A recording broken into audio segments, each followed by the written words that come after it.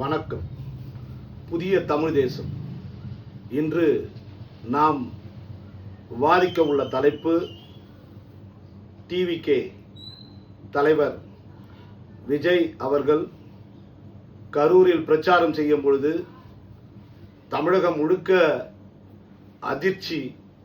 அதிர்வலைகளை ஏற்படுத்திய 40க்கும் மேற்பட்ட மக்களின் உயிரிழப்புக்கு பின்னுள்ள காரணங்கள் இன்று பல்வேறு கோணங்களில் பல்வேறு கட்சிகள் முன்வைத்துக் கொண்டிருக்கின்றன.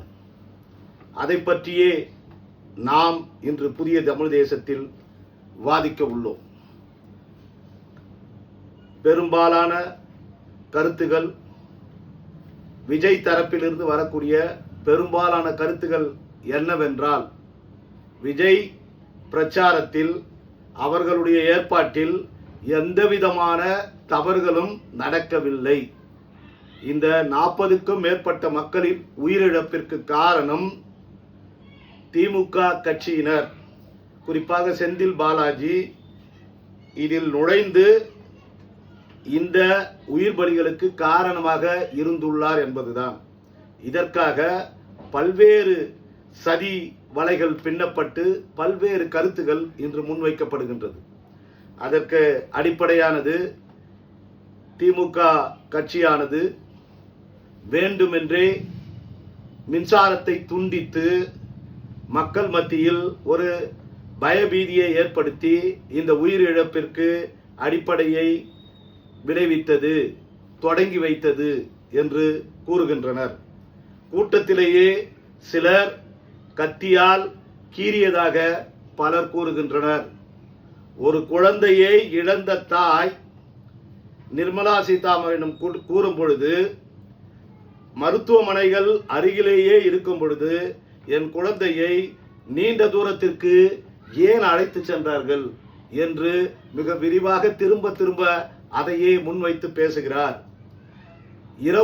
இரவு நேரத்தில் பிணக்கூராய்வு செய்யக்கூடாது என்று இருக்கும் பொழுது இங்கு ஏன் பிணக்கூராய்வை செய்தார்கள், இதில் பின்னணியில் உள்ள சதி என்ன என்ற கேள்வியை எழுப்புகின்றனர். இதுபோல் பல கேள்விகள் முன்வைக்கப்படுகின்றது.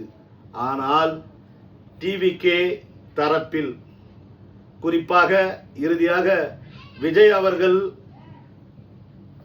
இந்த சம்பவத்திற்கு பிறகு வெளியிட்ட செய்தியில் கூட டிவிகே தரப்பில், அந்த கட்சியின் தரப்பில் எந்த தவறுமே நடக்கவில்லை என்பது போல ஒரு பிம்பத்தை ஏற்படுத்துகின்றது என்பதுதான் நாம் இங்கு சிந்திக்க வேண்டிய மிக மிக முக்கியமான ஒன்றாகும். இத்தகைய அணுகுமுறை என்பது மிக மிக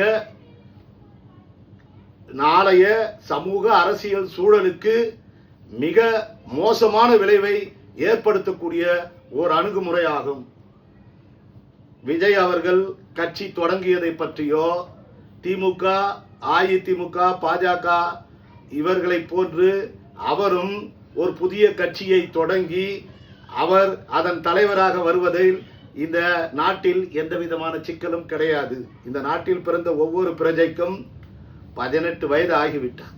18 வயது நிரம்பியவர் ஒவ்வொருவரும் தான் ஓட்டு போடவும் தான் கட்சியை தொடங்கவும் உரிமை உள்ளது. அந்த வகையில் விஜய் அவர்கள் கட்சி தொடங்கியதிலோ அல்லது அவர் புதிய கட்சியை, கொள்கையை பிரச்சாரம் செய்வதிலோ இங்கே எந்த சிக்கலும் கிடையாது. ஏனால் இந்த நாட்டில் பிறந்த ஒவ்வொரு பிரஜைக்கும் மக்களை அணிதிரட்டி போராடுவதிலும், மக்களுக்கான அரசியலையோ அல்லது அவர்கள் விரும்பிய அரசியலோ முன்வைப்பதில் எந்த விதமான சிக்கலும் கிடையாது. இதில் நாம் கேள்விக்குள்ளாக்கப் போவதில்லை. விஜய் புதிய கட்சியை தொடங்கட்டும்.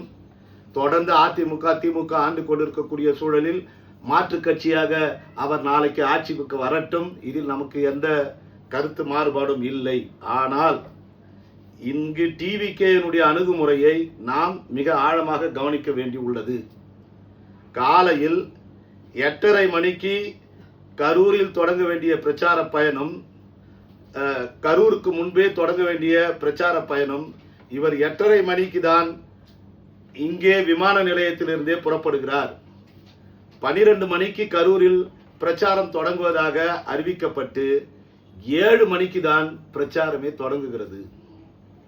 அப்பொழுது வேண்டுமென்றே விஜய் அவர்கள் இங்கு பிரச்சாரத்திற்கு வரும் பொழுது அதிகப்படியான கூட்டத்தை காண்பிப்பதற்காக காலதாமதத்தை ஏற்படுத்தி உள்ளார்கள். ஆனால் விஜயை காண்பதற்காக, அவர் நடிகர் என்பதால் அவரை பார்க்க வேண்டும் என்ற ரசிகர்கள் கூட்டமும், டிவிகேயின் கட்சி என்ற அடிப்படையில் கூடிய கூட்டமும் விடியற்காலை 5 மணிக்கு முன்பிருந்தே கூடிவிட்டனர். கிட்டத்தட்ட இவ்வளவு மணி நேரம், காலை 5 மணியிலிருந்து 7 மணி வரை அங்க மக்கள் கூடி இருக்கிறார்கள். அங்கு வெயிலில் தண்ணீர் இல்லாமல், அடிப்படை வசதிகள் இல்லாமல் அவர்கள் அவதிப்பட்டு கொண்டிருக்கிறார்கள். அதை பற்றி இந்த டிவிகே கட்சி கொஞ்சம் கூட சிந்திக்கவில்லை. அந்த சிக்கலை பற்றி அவர் யோசிக்கவில்லை.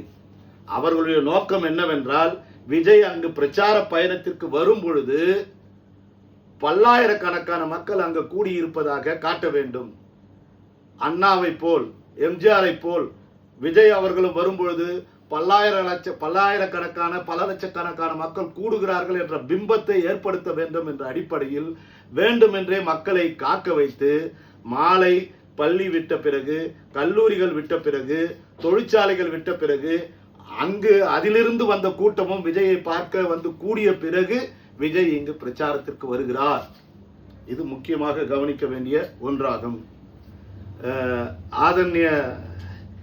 ஆதவன் தீட்சண்யா ஒரு விஷயத்தை எப்பவுமே சொல்றார். என்ன சொல்றாருன்னா, தலைவரை நாங்க பார்த்துக்கிறோம், திமுக அரசு வருகின்ற மக்களை பார்த்துக் கொள்ளுங்கள் என்று. இது எவ்வளவு கேவலமான பேச்சு என்று பாருங்கள். தாங்கள் பிரச்சாரத்துக்கு செல்லும் பொழுது தங்கள் கட்சி தொண்டர்கள் அல்லது ரசிகர்கள் பார்க்க வரும்பொழுது அவர்களுக்கான பாதுகாப்பை உறுதி செய்ய வேண்டியது அரசின் வேலை மட்டும் அல்ல. எந்த கட்சி அந்த பிரச்சார கூட்டத்தை ஏற்பாடு செய்கிறதோ அவர்களுக்கும் கடமை இருக்கிறது என்பதை மொத்தமாக புறக்கணிக்கிறார்கள். தலைவரை நாங்கள் பார்த்துக் கொள்கிறோம் என்கிறார்கள். முதல் மாநாட்டிலேயே, மதுரையில் நடந்த மாநாட்டில், டிவிகே கட்சியை சார்ந்த ஒரு தொண்டன் விஜயை பார்க்கும் ஆவலில் அவர் நடக்கக்கூடிய அந்த இதில் ஓடி போயிட்டு அவர் மாலை போடுறதுக்கு முயற்சி எடுக்கிறார். அப்போ அவரை சுற்றி உள்ள பவுன்சர்கள் அவர் அப்படியே தூக்கி வெளியில் அடிக்கிறாங்க. விஜய் கண்ணால பார்க்கிறார். அதை கண்டிக்கவே இல்லை. அப்போ இவர்கள் விஜயை பாதுகாப்பார்கள். அதற்காக அவன் 4-5 பவுன்சரை வச்சிருப்பாங்க. ஆனால் வரக்கூடிய தொண்டர்களை, ரசிகர்கள் கூட்டத்தை இவர்கள் பாதுகாப்பதற்கான எந்த திட்டமும் கிடையாது. ஒரு 50 பேருக்கு ஒரு வாலண்டியர் என்ற முறையில் அவர்களுக்கு தனியாக உடைகளை கொடுத்து, தண்ணீர் கொடுப்பதிலிருந்து, அங்கு வரக்கூடிய கூட்டத்திற்கு தேவையான வசதி வாய்ப்புகளை செய்வதிலிருந்து, அந்த கூட்டத்தை ஒழுங்கமைப்பதிலிருந்து, அந்த வாலண்டியர்களை வைத்து இவர்கள் ஒழுங்கமைத்திருந்தாலே இந்த இறப்புகள் தவிர்த்திருக்கப்பட முடியும்.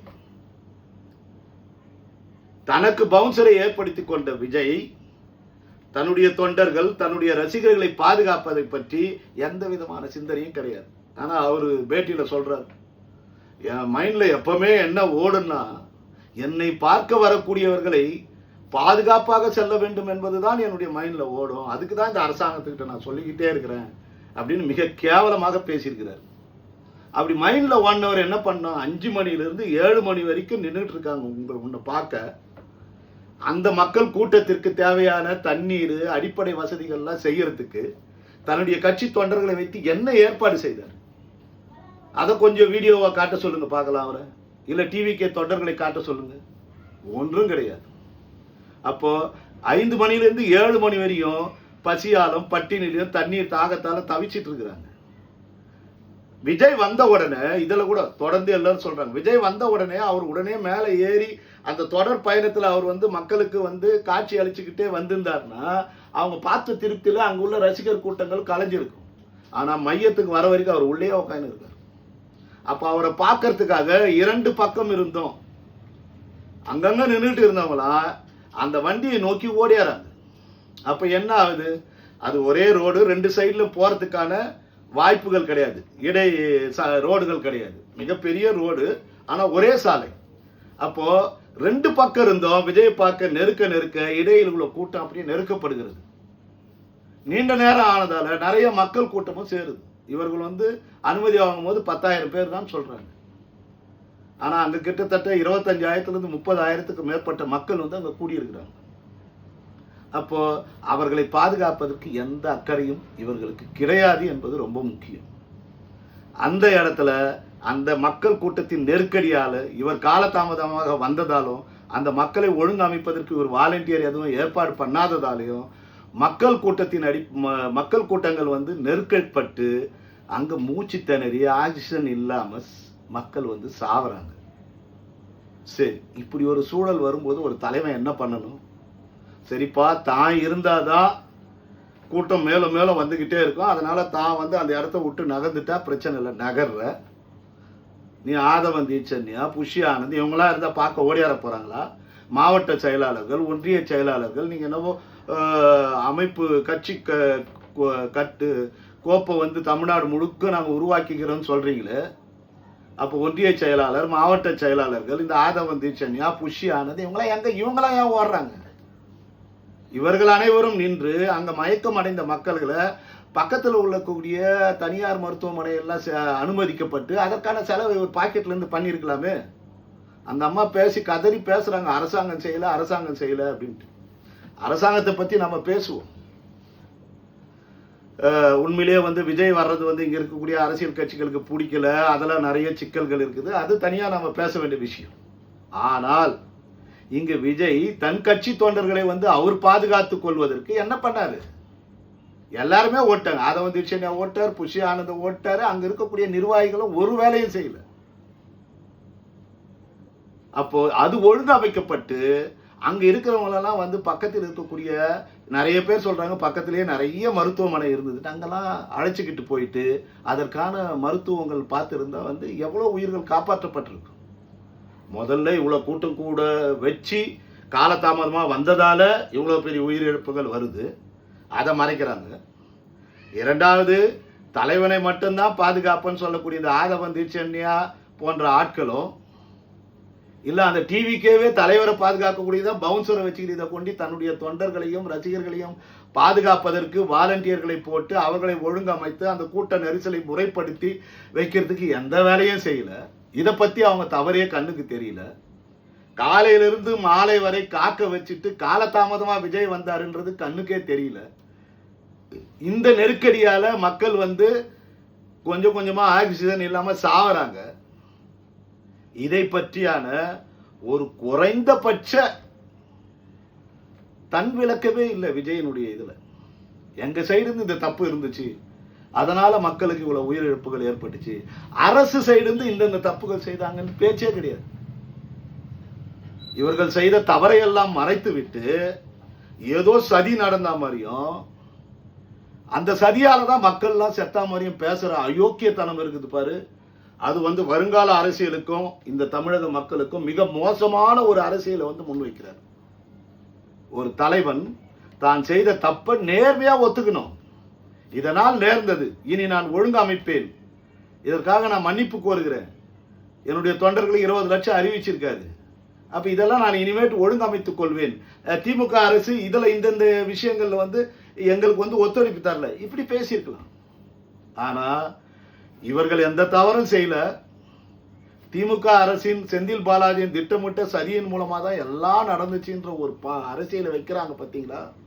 இது மிக மோசமான ஒரு அரசியலை வந்து தமிழக மக்களுக்கும் தமிழக இளைஞர்களுக்கும் முன்வைக்கக்கூடிய ஒன்றாகும். இந்த மாதிரி தன்னுடைய தவறை மறைப்பதற்கு எந்த கீழ்த்தரமான அரசியலையும் செய்வேன் என்று ஒரு தலைவன் உருவாகுவது என்பது தமிழகத்திற்கு ஒரு அபாயகரமான ஒன்றாகும்.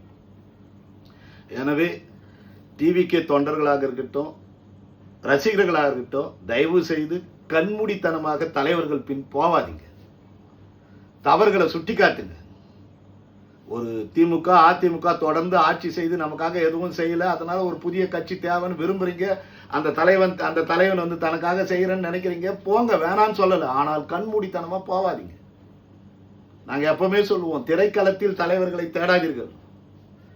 மக்களுக்காக போராடிட்டு இருக்கிறாங்க பாருங்களா, அங்க போயிட்டு தனக்கான தலைவர்களை தேடுங்க. அவன் தான் உண்மையிலேயே மக்களுக்காக நிற்பான்.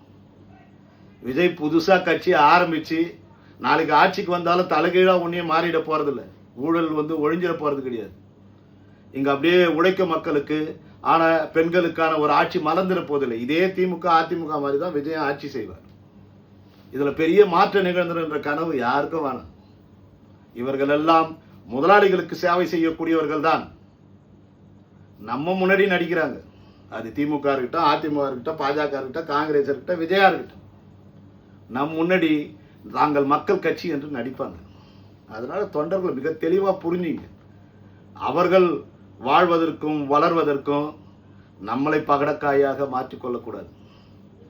இன்குலாப் மிக தெளிவா ஒரு பாட்டில் சொல்லுவார், நீங்கள் எல்லாம் எங்க முதுகு நீங்க ஏறும் ஏணியாகவோ நாங்க இருந்தபடியே இருக்கணுமா காலம் பூராவும் கேட்பார். நம்ம முதுகுலாம் இந்த அரசியல்வாதிகள் மேல மேல ஏறத்துக்கான ஏணியாக இருந்து கொண்டு நாம் அப்படியே இருந்தபடியே இருக்கணும் காலம் பூராவும். இதுதான் நிலைமை. இதற்காக நாம போய் உயிர் பலி கொடுக்கணுமா? நிறைய பேர் பேசுறாங்க, எங்க தலைவன் மேல கை வச்சா நான் வெட்டிடுவேன், குத்திடுவேன். என்ன இது? அது நமது தலைவன் தவறு செய்தால் அது தவறு என்று சுட்டி காட்டக்கூடிய தொண்டர்கள் இருந்தாதான், ரசிகர்கள் இருந்தா மட்டும்தான். தலைவர்கள் தப்பே பண்ண மாட்டான். தலைவன் என்ன வேணாலும் பண்ணாலும் நான் தலைவன்டா, அவன் பக்கம் நிப்பண்டா என்று நாம பேசணும்னு வச்சுங்களேன், அவ்வளவுதான். நமது அரசியல், சமூக அரசியல் கணம், ஜனநாயக தலை எல்லாமே அழிஞ்சிடும். ஒரு பாசிச வெறி பிடித்த கூட்டமா உங்களை மாத்திடுவாங்க. தலைவனைக்காக கண்மூடித்தனமா எதையும் செய்யக்கூடியவர்களாக நம்ம மாறிடும். எனவே தமிழக மக்களும் சரி, டிவிகேயில் உள்ள கட்சி உறுப்பினர்களும் சரி, அல்லது விஜய் ரசிகர்களும் சரி, விஜய் புதிதாக உங்களுக்கு வருவார், வந்தால் ஏதாவது செய்வார் என்ற நம்பிக்கை இருந்தால் செல்லுங்கள், அவருக்காக செயல்படுங்கள், அவரை தலைவராக ஏற்று செய்யுங்கள். ஆனால் கண்மூடித்தனமாக தவறுகளை ஆதரிக்காதீர்கள். மிக மோசமான ஒரு அரசியலை விஜய் கட்டி அமைக்கிறார். தான் செய்த தவறை குறைந்தபட்சம் கூட ஒற்றுக்கொள்ளவில்லை. மிக கேவலமாக தான் செய்த தவறையெல்லாம் மறைத்துவிட்டு, தான் கட்சி செய்த தவறையெல்லாம் மறைத்துவிட்டு, திமுகவின் சதி என்று அல்லது இதற்கு பின் ஒரு சதி நடக்கிறது என்று கூறுவதும், அதற்கு தொண்டர்களை வைத்து பேச வைப்பதும் மிக மோசமான ஒரு அரசியல் சூழலை நாளை தமிழகத்தில் கட்டி அமைப்பதற்கான வேலை என்பதை யாரும் மறந்துவிடக்கூடாது. அடுத்தது இந்த 3 விஷயங்களை பார்க்கணும். இதில் நம்ம ஒன்று, டிவிக்கு இப்படிலாம் பண்ணியிருக்கிறாங்க, இப்படிலாம் பொய் சொல்றாங்க, சதி கிதின்னு தான் செய்த தவறை மறைக்கிறதுக்கு சதி கிதின்ட்டு வந்து நாடகம் ஆடுறாங்க. இது ஒரு பக்கம். அடுத்தது திமுகவை எடுத்துப்போம். இப்போ திமுக அரசு வந்து ஒரு கட்சி தொடங்கணும், ஒரு கட்சி தலைவர் வராருன்னா அதுக்கு எந்த இடைஞ்சலும் செய்யாம அந்த கட்சி வளர எந்த கட்சியும் கூடாது. அது அதிமுக இருந்தாலும் சரி, பிஜேபி இருந்தாலும் சரி. பாஜக என்ன பண்றான்? ஏடிஎம்கே உடைக்கிறாங்க, பாமக உடைக்கிறான். தமிழ்நாட்டில் எந்த கட்சியுமே இருக்கக்கூடாது, தான் தான் இருக்கணும், ஒரே கட்சி தான் இந்தியாவிலே இருக்கணும்னு நினைக்கிறாங்க. அதுக்கு வாக்கு திருட்ட செய்யறாங்க. இன்னும் பல விஷயங்களை செய்துக்கிட்டு வராங்க. எனவே இங்க இருக்கக்கூடிய அரசியல் கட்சி எல்லாம் இன்னொரு கட்சி வளரக்கூடாது, இன்னொரு கட்சி பலமாகக்கூடாது, அதுக்கு தேவையான தடைகள்லாம் செய்வாங்களான்னா செய்வாங்க. இதுல எவனோ யோக்கியம் கிடையாது. அப்போ எவனோ யோக்கியம் இல்லைன்ட்டு விஜய் ஒவ்வொரு மேடையிலையும் பேசுறாருல, திமுக வந்து எங்க பொதுக்கூட்டத்துக்கு தடை பண்ணுது, எங்களுக்கு எந்த ஒத்துழைப்பும் தரவில்லை என்று விஜய் ஒவ்வொரு மேடையிலையும் பேசுறாருல்ல. அப்போ தன்னுடைய தொண்டர்களை வந்து திமுக அரசு பாதுகாக்கட்டும், அதை வந்து சென்னை சொன்ன மாதிரி தலைவரை நாங்க பாத்துக்கிறோம், திமுக அரசு வந்து தொண்டர்களை பார்த்துக்கிட்டோன்னு சொல்றதே எவ்வளவு தப்பு. தன்னுடைய கூட்டங்களுக்கு வந்து அவர்கள் திட்டமிட்டே வந்து தடை செய்கிறார்கள், நிறைய பிரச்சனைகளை செய்கிறார்கள், சிக்கலை உருவாக்குகிறார்கள், அனுமதி அளிக்க மாட்டாங்க பேசக்கூடிய விஜய் ஏன் இந்த அரசு கையில தன்னுடைய தொண்டர்களுக்கான பாதுகாப்பை ஒப்படைக்குது? இதுவே தப்பு இல்லையா? தன் தொண்டர்களை பாதுகாப்பதற்கு தானே முறையாக வந்து ஒழுங்கமைக்கக்கூடிய வாலண்டியர்களை அமைச்சு, தனக்கு பவுன்சர் வச்ச மாதிரி தொண்டர்களுக்கு பவுன்சர்களை வச்சு அவங்களுக்கு ஒரு யூனிஃபார்மை போட்டு முறைப்படுத்திருக்கலாமே. அப்போ ஒருத்த மோசமானவன் சொல்ற, ஆனா அவன் தான் தான் தொண்டர்களை பாதுகாக்கணும்னு சொல்ற. இது எப்படி சரியா இருக்கும்?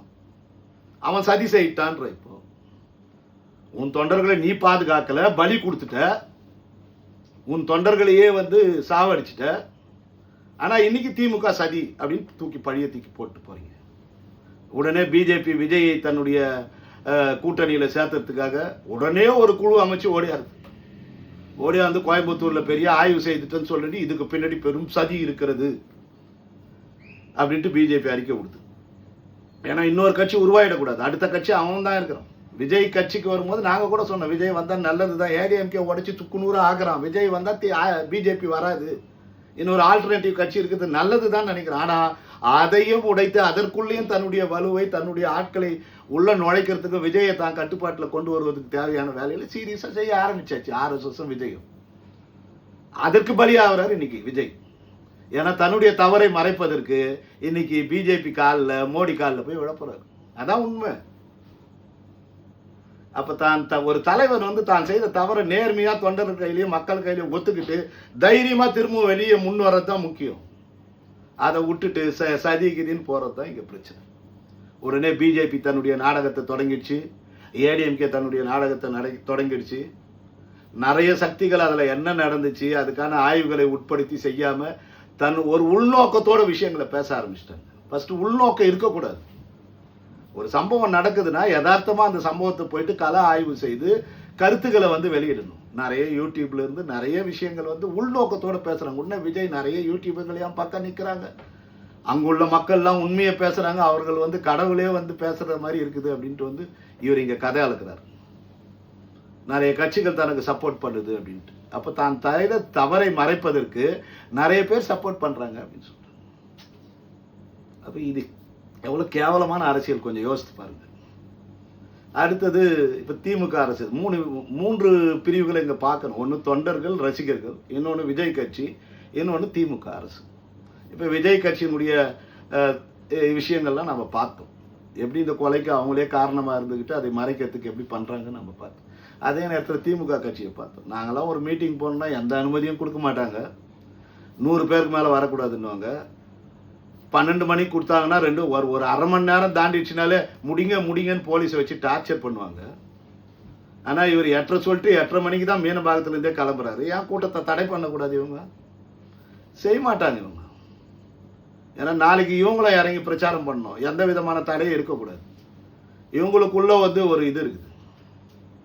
அப்போது 10,000 பேருன்னு சொல்லிக்கிறாங்க, அதிகபட்சமான மக்கள் கூடுறாங்க. அப்போ அதிகபட்சமான மக்கள் கூடுனா நாங்கள் அந்த இடத்துக்கு அனுமதி தரமாட்டோன்னு திமுக அரசு மறுத்து உறுதியாக முடிவை எடுத்து அந்த கூட்டத்துக்கு விஜய் வரதை தடுக்க வேண்டியதானே. இதுக்கு அனுமதி மறுக்கப்பட்டது. நீ 10,000 பேர் தான் சொன்ன, இவ்வளோ பேர் ஆயிட்டாங்க, நீங்கள் வந்தால் கலவரம் நடக்கும், பிரச்சனையாகும், மக்கள் வந்து அந்த கூட்டத்தை வந்து சமாளிக்க முடியாது, அரசும் சமாளிக்க முடியாது. விஜய் வரதை தடுத்தா என்ன? தடுத்தா அவன் ஒரு பாலிடிக்ஸ் பண்ணி திமுக இப்போ சதின்னு சொல்கிற மாதிரி வேற சொல்லி நம்ம கட்சியை வந்து திமுக கட்சியை வந்து இது பண்ணிடுவான்னு பயந்துக்கிட்டு ஒரு திராணியாக முடிவு எடுக்காம விஜய் உள்ள நுழைய விடுறீங்க. ஏன் நுழைய விட்டீங்க? ஃபர்ஸ்ட் அங்கே அவர் கூடினால் மக்கள் கூட்டம் அதிகமாக இருக்குது, பிரச்சனையாகும். இதை வந்து அங்கே இருக்கக்கூடிய காவல்துறை அதிகாரிகளுக்கு தெரியாதா? தடை செய்ய வேண்டியது தானே. உண்மையிலேயே போராடக்கூடிய ஜனநாயக ஆற்றல்களையும் புரட்சியாளர்களையும் இடதுசாரி கட்சிகளையும் நீ என்ன பண்றீங்க? அந்த குறிப்பிட்ட டைமுக்கு மேல ஒரு அரை மணி நேரம் தாண்டிட்டாலே கிடையாது, பொதுக்கூட்டத்துக்கெல்லாம் அனுமதியே தர்றது கிடையாது. அப்போ ஒருத்தர் 10,000 பேர் சொல்லிட்டு 30,000 பேர் மேல கூடும் போது அதை தடை செய்திருக்கலாம், விஜய் அங்க வரதையே தடுத்திருக்கலாம். ஆனா இங்க காவல்துறை அதுக்கான எந்த நடவடிக்கை எடுக்கல. ஏன்னா அங்க அரசியல் உள்நோக்கம் தான் அவங்களுக்கு முன்னாடி நிக்குது. அடுத்தது எடுத்துங்க, காவல்துறை இவ்வளோ மக்கள் இருக்கும்போது காவல்துறை பக்கத்தில் இருந்து பக்கத்து மாவட்டங்கள்லாம் அங்கே குவிச்சு வந்து முறைப்படுத்தியிருக்கணும். அப்போ அந்த வேலையும் திமுக வந்து செய்யலை. அப்போ திமுக கிட்ட இந்த பிரச்சனைகள் வந்து இருக்குது. அப்போ இதை வச்சு எல்லாரும் பாலிடிக்ஸ் பண்ண தான் பார்க்குறாங்க. முதலமைச்சர் கூட வந்து தெளிவாக வந்து விஜயனுடைய இந்த தவறுகளை வந்து பேசுறதே கிடையாது. இதில் நம்ம எந்த அரசியல பேசக்கூடாது அப்படின்னு இருக்காரு. தைரியமாக விஜய் காலதாமதமாக வந்தது, அங்கே வந்து அங்கே மக்களை வந்து கட்டுப்படுத்துவதற்கு வந்து எந்த விதமான ஒரு முறையும் இல்லாமல் இருந்தது. இதெல்லாம் வந்து இறப்புக்கு காரணம் தைரியமாக பேச மாட்டாங்க. இதில் ஏன் பாலிடிக்ஸ் பண்ணணும் அப்படின்றார் திருமாவளவன் கூட. இதில் ஏன் பாலிடிக்ஸ் பண்ணணும்னு பேசுறாரு. ஆனால் விஜய் பாலிடிக்ஸ் பண்றாரு. அப்போ அந்த தவறை வந்து வெளிப்படையாக சுட்டி காட்டி மக்கள் மத்தியில் பேசும்பொழுது மட்டும்தான் நாளைக்கு இந்த தவறு இல்லாமல் இருக்கும். அப்போ திமுக இந்த பிரச்சனை இருக்குது. மற்ற இலக்கியவாதிகள் எழுத்தாளர்கள்லாம் ஒரு அறிக்கை வெளியிட்டு இருக்கிறாங்க. விஜயனுடைய இந்த வீடியோ வெளியீட்டுக்கு பிறகு அவருடைய கருத்து, தன்னுடைய தவறை ஒற்றுக்கொள்ளாமல் ஒரு தலைவன் வந்து எவ்வளவு மோசமான சதியை வந்து கட்டி அமைக்கிறாரு, இது எவ்வளவு மோசமான தமிழக களத்தில் ஒரு அரசியல் சூழலை ஏற்படுத்த போகுது. அடுத்தது வந்து எங்கேயுமே எப்படி முறைப்படுத்தப்படாமல் வந்து தொடர்ந்தே இவருடைய கூட்டங்கள் வந்து இருந்துகிட்டு வருதுன்றதை அவங்க கண்டனம் தெரிவிச்சுட்டு அவங்க கடைசியா ஒரு விஷயத்த சொல்றாங்க. அது ரொம்ப முக்கியமானது. அரசாங்கம் என்ன பண்ணுன்னா, நாளைக்கு இந்த கூட்டங்களை எல்லாம் முறைப்படுத்துகிறேன் என்ற பெயர்ல உண்மையிலேயே போராடக்கூடிய அமைப்புகளையும் ஜனநாயக சக்திகளுடைய கூட்டங்களையும் தடை செய்ய போறாங்க. அப்ப அத்தகைய எந்த நடவடிக்கைகளையும் திமுக அரசு வந்து செய்யக்கூடாது. ஜனநாயக ஆற்றல்களும் அடுத்தது வந்து பல்வேறு மக்களுக்காக நிற்கக்கூடிய இயக்கங்களும் பொதுக்கூட்டங்களையும் மற்ற விஷயங்களுக்கு விஜயனுடைய இந்த சம்பவத்தை வைத்து பல்வேறு தடைகளுக்கான ஒரு சட்ட வரைகளை கொண்டு வந்து இந்த நிகழ்வு நடக்கக்கூடாதுன்றது அவங்க எச்சரிக்கையா சொல்லியிருக்கிறாங்க. ஏன்னா இந்த ஆளவர்க்க கும்பல், இந்த ஆளவர்க்க எடுபிடி கட்சிகள் என்ன பண்ணுவாங்கன்னா, மக்கள் நலனுக்காக போராடக்கூடிய இயக்கங்களை வந்து தடை செய்யறதுக்கு தான் யோசிப்பானுங்க ஒரு சம்பவம் நடந்தா. அதனால இங்க இருக்கக்கூடிய ஜனநாயக சக்திகளும் மற்ற ஆற்றல்களும் நம்ம விழிப்போடு இருக்கணும். அடுத்ததாக விஜய் ரசிகர்களும் அங்க கூடிய டிவிக்கு தொண்டர்களுக்கும் நான் சொல்லிக்கிற விரும்புறது ரொம்ப முக்கியம். நான் ஏற்கனவே பேசிக்கிட்டு வரும்போது முதல்லயே சொன்னேன். நான் அது திமுக தொண்டர்களாக இருக்கட்டும், எம்ஜிஆர் காலத்தில் வந்த தொண்டர்களாகட்டும், எந்த விதமான ரசிகர்களோ தொண்டர்களோ தயவு செய்து நீங்க ஒரு விஷயத்தை கணக்கு எடுத்துங்க. மக்களுக்காக நான் வந்து வரேன், மக்களுக்கான ஒரு கட்சியை கட்டுறேன்னு ஒரு தலைவன் வரும்பொழுது அவர்களுக்கு நீங்க உண்மையிலேயே நம்புறீங்கன்னா அவர் கரத்தை நீங்க வலுப்படுத்துவதிலோ அவர்கள் பின்னாடி போறதிலேயோ எந்த தப்பும் கிடையாது. ஆனால் கண்மூடித்தனமா பின்னாடி போவாதீங்க. அது ரொம்ப முக்கியம். நிறைய பேர் நான் வெட்டுவேன், குத்துவேன், போலீஸ் ஸ்டேஷனை கொளுத்துவேன், எங்க தலைவனை பத்தி யாராவது தப்பா பேசினா அப்படி பண்ணிடுவேன், இப்படி பண்ணிடுவேன். என்ன இது? நாளைக்கு நீங்க ஆட்சி அமைச்சா அப்போ மக்கள்லாம் உங்களை நம்பி எப்படி வந்து நாளைக்கு உங்களை ஆட்சி கட்டில ஏத்துவாங்க? ஆட்சியில இல்லாத போதே உங்க தலைவனை பேசினா நான் வெட்டுவேன்னு சொல்ற நீங்க, நாளைக்கு ஆட்சியில உங்க தலைவனை உட்கார வச்சா நீங்க என்னெல்லாம் பண்ணுவீங்க? இதை மக்கள் யோசிக்க மாட்டாங்களா? அப்போ உங்க கட்சி ஆட்சிக்கு வரணுன்ற எண்ணம் உங்களுக்கு கிடையாதா? அப்ப நீங்க என்ன பண்ணணும்? உங்க தலைவன் ஃபர்ஸ்ட் வந்து தவறு செய்தா அது தப்புன்னு சொல்லணும். நீங்க வந்து கட்சி அங்க இருக்கக்கூடிய உங்க குவிந்து இருக்கக்கூடிய மக்களை பாதுகாக்க வேண்டியது நம்ம கடமைன்னு நினைக்கணும். அப்பதான் அது சரியா இருக்கும். கண்மூடித்தனமா நம்பி ரசிகர்களா வந்து விஜயை பார்க்கணும்னு போயிட்டு முட்டி அடிச்சு குழந்தைகளையும் பெரியவர்களையும் எல்லாம் வந்து எதுக்காக? குழந்தை எதுக்கு தூக்கிட்டு வரணும் அந்த கூட்டத்துக்கு? எத்தனை குழந்தை இறந்துருக்குது. இந்த தாய்மார்கள்லாம் அழறாங்களே, எதுக்கு கூட்டிகிட்டு வரீங்க குழந்தைய? அவ்வளவு பெரிய கூட்டத்துல, நெருக்கடியான கூட்டத்துல குழந்தைய வச்சுக்கிட்டு என்ன பண்ண முடியும்? அந்த அளவுக்கு வந்து பைத்தியமாக இருக்கக்கூடாது ரசிகர்கள் கூட்டம். தான் குழந்தைய இன்னைக்கு பலி கொடுத்துட்டு என்ன பண்ண, என்ன நிலைமை இன்னைக்கு? பெற்றோர்களை சகோதரர்களை பலி கொடுத்து இன்னைக்கு என்ன நிலைமை? அப்போ ஒண்ணு தெளிவா இருங்க, தலைவர்கள் பின்னாடி கண்மூடித்தனமா போவாதீங்க. தலைவன் தப்பு செய்தா தெளிவா சுட்டி காட்டுங்க.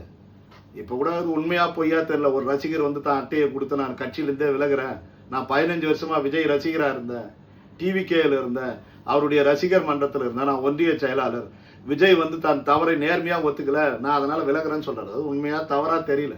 ஆனா அந்த மாதிரி இருக்கணும். தவறு செய்தால் தலைவனை நோக்கி நீ தப்பு செய்துக்கிறன்னு சொல்லணும். அவருக்கு பவுன்சர் வச்சவரு தொண்டர்களுக்கும் ரசிகர்களையும் நம்மளை பாதுகாக்கிறதுக்கு வாலண்டியர்ல ஏன் வைக்கல? அந்த வாலண்டியர் மூலியமா கூட்டங்களை முறைப்படுத்துவது, தண்ணி கொடுக்கிறது, உணவு கொடுக்கிறது, அவங்களுக்கு அவசர தேவைகளுக்கு வந்து சிறுநீர் கழிப்பதற்கோ மற்ற எதுக்கோ அவசர தேவைகளுக்கு தேவையான முறையா அதற்கான ஏற்பாடுகளை செய்வது, இதெல்லாம் வாலண்டியர் வச்சு செய்யணும். இதெல்லாம் ஏன் செய்யல? இந்த கேள்விகளை கேளுங்க. வெயில் கடுமையா அடிக்குது. ஒரு தலைவன் வந்து 8:30 மணிக்கு அந்த கரூருக்கு முன்னாடி உள்ள கூட்டத்துக்கு வரேன்னு சொல்ற தலைவன் 8:30 மணிக்கு தான் இங்க மீனம்பாக்கத்துல ஏறாருன்னா அதையே கேள்வி கேட்க மாட்டீங்க. 8:30 10 ஆச்சு, 10 12 ஆச்சு, 12 7 மணி ஆகுது. எதுக்கு? அவங்க அரசியல் நடத்துவதற்கு என் பின்னாடி பெரிய கூட்டம் இருக்குதுன்னு காட்டுறதுக்காக நம்மளை காக்க வைக்கிறாரு. ஏன் கண்மூடித்தனமா காத்துக்கிட்டு இருக்கிறீங்க? குறைந்தபட்சம் 1 மணி நேரம் தாமதமாகலாம். இல்ல அவர் தொடர் பிரச்சாரம் பண்ணிக்கிட்டு வராருன்னா கூட அங்கங்க தடைகள் இருக்குது, பிரச்சாரம் பண்றாங்க, அங்கங்க பிரச்சாரம் பண்றாங்க. அதனால வரத்துக்கு காலதாமதம் ஆச்சுன்னா பரவாயில்ல. சனிக்கிழமைனா தூங்கி எழுந்து நேரா இந்த கூட்டத்துக்கு தான் வராரு. சனிக்கிழமை அது கூட நல்ல ஓய்வு எடுத்துட்டு சனிக்கிழமை வராரு. சரியான நேரத்துக்கு வரத்துக்குண்ணா இதை ஏன் நீங்க கேள்வி கேட்க மாட்டீங்க? திட்டமிட்டு அந்த கட்சி பெரிய கூட்டத்தை காண்பிப்பதற்காக அவரை காலதாமதமா வர வச்சு இவ்வளவு பேரை பலியாகிக்கிற உண்மையை கூட நீங்க ஏன் உணர மாட்டீங்க? அப்போ இவ்வளவு நேரம் காக்க வைக்கும் போது அந்த தலைவனையும் கட்சியும் நம்ம கேள்வி கேட்கணும்.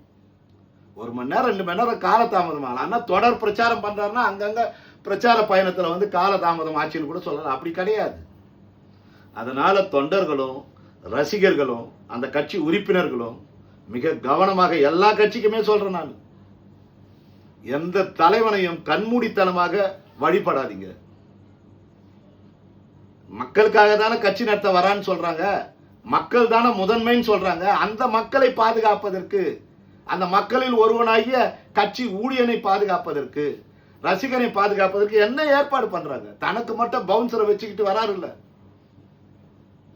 அவர் கிட்ட வந்தாலே அந்த பவுன்சரை வச்சு தன்னுடைய தொண்டர்களே தூக்கி செவிட்டி அடிக்கிறாங்கல்ல. அப்ப நம்மளை பாதுகாக்கிறதுக்கு என்ன பண்றாங்க? இதையே கேள்வி கேட்க மாட்டீங்க? எல்லாரும் மீசையை மிருக்கிட்டு ஸ்டேஷனை கொளுத்திடுவோம், அதை பண்ணிடுவோம் சொல்றீங்களே, இதையே கேள்வி கேட்க மாட்டீங்க? எனவே எல்லா கட்சியில உள்ள தலைவர்களையும் கேள்வி கேளுங்க. ஒரு தலைவன் சொன்னார் சீனாவில், தலைமையை கேள்வி கேளுங்கன்ட்டு மாவோ சொன்னார். தலைவனை வழிபாட்டுக்குரியவரா மாற்றாதீங்க. தலைவர் தவறு செய்தால் தூக்கி எறியுங்கன்னு சொன்னார். அப்போ அந்த ஒரு உணர்வு தமிழக மக்களுக்கு வரணும். தமிழ்நாடு ஓரளவு கல்வி அறிவு பெற்ற ஒரு மாநிலம். எனவே எல்லா கட்சியில உள்ளவங்களும் தலைவன் தவறு செய்தால் அதை சுட்டி காட்டணும். தலைவன் தவறானவன் என்றால் அவனை தூக்கி போடுற அளவுக்கு வந்து எல்லா தொண்டர்களும் மாறணும். எல்லா கட்சியில உள்ளவங்களையும் சொல்றேன், விஜய் கட்சி மட்டும் கிடையாது. அப்பதான் தலைவர்களுக்கே கூட பயம் இருக்கும். உண்மையிலே நமக்காக செய்வாங்க. அப்பதான் அவங்க தான் என்ன சொன்னாலும் தாம் பின்னாடி ஆட்டு மந்தைகள் மாதிரி அல்லது தன் பின்னாடி கண்மூடித்தனமா இருக்கக்கூடிய ஒரு கூட்டம் இருக்குதுன்னு ஒரு தலைவன் நம்பினானா அவன் மோசமா தான் இருப்பான். அதே தலைவனை பார்த்து கேள்வி கேட்கக்கூடிய, தவறு செய்தால் விரலை சுட்டி காட்டி நீ தப்பு செய்தன்னு சொல்லக்கூடிய, அல்லது தவறுகளை திரித்துக் கொள்ள வென்றால் அந்த தலைவனையே தூக்கி எறியக்கூடிய நம்மை போன்ற தொண்டர்களும் கட்சி ஊழியர்களும் இருக்கிறார்கள் என்றால் தலைவங்க ஒழுங்கா நமக்காக வேலை செய்வாங்க. நான் எதுவும் விஜய் கட்சிக்காக சொல்லலை, இது அது திமுக, அதிமுக, பிஜேபி, காங்கிரஸ் எல்லா கட்சியில உள்ள அனைத்து கட்சி தொண்டர்களுக்கும் மக்களுக்கும் சொல்றேன் நான். எனவே தலைவன் தவறு செய்யும் போது தைரியமாக சுட்டி காட்டுங்கள், திருந்தாத தலைவர்களை தூக்கி எறியுங்கள் அப்படின்னு சொல்றேன் நான். அப்போ இது ரொம்ப முக்கியம். 3வது, எங்களை போன்ற ஜனநாயக சக்திகள், இடதுசாரிகள், இவர்களெல்லாம் முக்கியமா ஒண்ணு கருதணும். நாம எல்லாம் ரொம்ப குறுகி போயிருக்கிறோம். ஒரு குறுகிய வட்டத்திலேயே வேலை செய்யிட்டு இருக்கிறோம். அதனாலதான் மக்கள் என்ன பண்றாங்க, விஜய் மாதிரி ஆள் வந்தா பின்னாடி ஓடுறாங்க. திமுக அதிமுக தனக்கு எதுவும் செய்யாது, நீண்ட காலம் ஆட்சி செய்யறதுக்கே வராங்க, மாறி மாறி செய்யறாங்க. அவங்க ஆட்சி செய்யறவன் தான் பெரிய பெரிய கோட்டீஸ்வரனா மாறிட்டு இருக்கிறான். ஒவ்வொருத்தர் வீட்லயும் 1000 கோடி 10,000 கோடின்னு வந்து பணங்களை குவிக்கிறான். வெறுப்பாதான் இருக்குது. அப்ப மக்கள் வந்து ஆல்டர்னேட்டிவ் மாற்று என்னன்னு தேடுறாங்க. எனவே ஜனநாயக சக்திகளும் இடதுசாரிகளும் மற்ற சக்திகளும் என்ன பண்ணனா, உண்மையிலேயே மக்களுக்காக நிற்கக்கூடிய இயக்கங்கள் நாங்கள் இருக்கிறோம் என்று மக்கள் களத்துல போய் நிற்கணும். அது வரைக்கும் இந்த விஜய் மாதிரி வந்துகிட்டு தான் இருப்பாங்க. மக்களை குறை சொல்லி பிரயோஜனம் இல்லை. கண்மூடித்தனமா அவங்க பின்னாடி மக்கள் போகத்தான் செய்வார்கள். மக்களை நாம் அரசியல் விழிப்புணர்வு படைத்தவர்களாக, மக்களை நாம் ஜனநாயக சக்திகளாக, மக்களை நாம் வந்து அரசியல் அறிவு பெற்றவர்களாக நாம மாற்றி அமைக்கும் போதுதான், இந்த மாதிரி இயக்கங்கள் வலுப்பெறும் பொழுது மட்டும்தான் இந்த மாதிரி கழிச்சடை அரசியல்கள் வந்து ஒழியும். தவறை கூட ஒற்றிக்கொள்ள திராணி இல்லாத அல்லது தன்னுடைய தவறை மறப்பதற்கு மற்றவங்க மேல வந்து பழிய தூக்கி போடுற தலைவர்கள் உருவாக மாட்டாங்க. எனவே அது நம்மள மாதிரி ஜனநாயக சக்திகள்லாம் சுய விமர்சனம் செய்து கொள்ள வேண்டும். நாம் வந்து மக்கள் களத்தில் இறங்கி, மக்கள் களம்னா இந்த 100 பேர் 10 பேர்லாம் கிடையாது, பல்லாயிரக்கணக்கான மக்கள் மத்தியில் வந்து நமது அரசியலையும் மக்களையும் திரட்டக்கூடியவர்களாக, பல லட்சம் மக்களை திரட்டக்கூடியவர்களாக மக்கள் இயக்கமாக மாறணும். ஒரு ஆல்டர்னேட்டிவ் ஃபோர்ஸ் திமுக அதிமுக இதுக்கெல்லாம் வந்து மாற்றாக நாங்கள் இருக்கிறோம் என்று முன் வரணும். அப்போ அந்த வகையில் இங்கே இருக்கக்கூடிய ஜனநாயக சக்திகளும் இடதுசாரி சக்திகளும் மற்ற மக்களுக்காக உண்மையாக நிற்கக்கூடிய இயக்கங்களும் ஒன்றிணைந்து நாங்கள் உங்களுக்காக நிற்கிறோம் என்று வரணும். அவர்கள் ஒரு எதிர்க்கட்சியாக நாளை அவர்கள் வந்து இந்த சமூகத்தில் வந்து நாங்கள் ஆல்டர்னேட்டிவ் ஃபோர்ஸாக இருக்கிறோம், உங்களுக்காக நாங்கள் இருக்கிறோம் என்ற நம்பிக்கை ஏற்படுத்தணும். இதில் சில பேருக்கு வந்து என்ன பாராளுமன்ற சட்டமன்றத்தின் மீது தேர்தல் மீது நம்பிக்கை இல்லாமல் இருக்கிறாங்க. சில பேர் அதை பயன்படுத்துகிறோம் என்று சொல்கிறார்கள். 2 பேருமே சேர்ந்து செய்யுங்க, மக்கள் களத்தில் ஒன்னா சேர்ந்து செய்யுங்க. தேர்தல் களத்தில் நம்பிக்கை இல்லாமல் விலகி நில்லுங்க. ஆனால் ஒன்று மட்டும் நிச்சயம், ஆல்டர்னேட்டிவ் ஃபோர்ஸ், அதாவது மாற்றாக திமுக அதிமுக விஜய் இந்த மாதிரியான காங்கிரஸ் பிஜேபி பாமக இவர்கள் எல்லாருக்கும் வந்து மாற்றாக ஒரு சக்தியாக இடதுசாரிகளும் ஜனநாயக ஆற்றல்களும் வரவில்லை என்றால் நாளைய சமூகம் விஜய் போன்றவர்கள் பின்னாடி தான் போகும். அதில் எந்த மாற்றமும் இல்லை. மக்கள் இப்படி விட்டில் பூச்சிகளாக போல விளக்குகளுக்கு கீழே சென்று விளக்கு தேடி சென்று இறப்பார்களே, அந்த விட்டில் பூச்சியை போல விஜயை தேடி கிட்டே சென்று இறந்தது போன்ற நிகழ்வுகளை தவிர்க்க முடியாது. எனவே அனைத்து ஜனநாயக இடதுசாரி மற்ற ஆற்றல்கள் மக்களுக்காக நிற்கக்கூடிய அனைத்து சக்திகளும் மாற்றாக ஒன்றிணைய வேண்டும் என்று கூறி நன்றி, விடைபெறுகின்றேன். இதற்கு விவாதத்திற்கு அனைவரும் முன்வாருங்கள். விஜய் செய்தது தவறு இல்லை என்று பேசுபவர்கள் தங்கள் கருத்தை பதிவிடுங்கள். ஆனால் அந்த கருத்து எப்படி இருக்கு, நான் கோத்தாங்கொம்மா இப்படி அப்படி அப்படின்னு வெட்டுவேன் குத்துவேன் என்ற அடிப்படையில் இல்லாமல் நீங்கள் உண்மையிலேயே அந்த களத்தில் நடக்கவில்லை என்றால் நீங்கள் அங்கே நிறைய வந்து விஜய் வந்த பிரச்சார வாகனத்திலேயே வந்து கேமரா இருக்குது, சிசிடிவி கேமரா இருக்குது, அதெல்லாம் எடுத்து போட்டு நிரூபிங்க. வேணான்னு சொல்ல, வாதிக்க வாருங்கள். நேர்மையாக அங்கு நடந்த கள நிலவரத்தின் அடிப்படையில் வாதிக்க வாருங்கள் என்று கூறி விடைபெறுகின்றேன். நன்றி, வணக்கம்.